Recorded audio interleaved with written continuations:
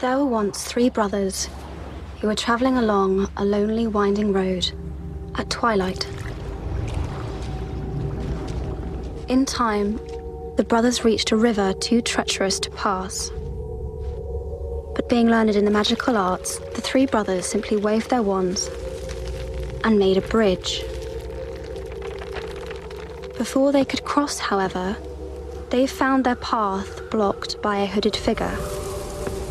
It was Death, and he felt cheated. Cheated because travelers would normally drown in the river, but Death was cunning. He pretended to congratulate the 3 brothers on their magic and said that each had earned a prize for having been clever enough to evade him. The oldest asked for a wand more powerful than any in existence, so Death fashioned him one from an elder tree that stood nearby. The second brother decided he wanted to humiliate Death even further and asked for the power to recall loved ones from the grave. So Death plucked a stone from the river and offered it to him.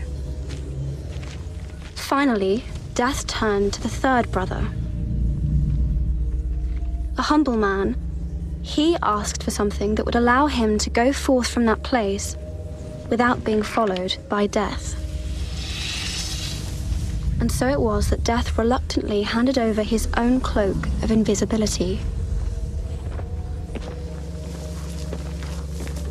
The first brother traveled to a distant village, where with the elder wand in hand, he killed a wizard with whom he had once quarreled. Drunk with the power that the elder wand had given him, he bragged of his invincibility. But that night, another wizard stole the wand and slit the brother's throat for good measure. And so Death took the first brother for his own. The second brother journeyed to his home, where he took the stone and turned it thrice in hand. To his delight, the girl he had once hoped to marry before her untimely death appeared before him. Yet soon she turned sad and cold, for she did not belong in the mortal world. Driven mad with hopeless longing, the second brother killed himself so as to join her. And so Death took the second brother.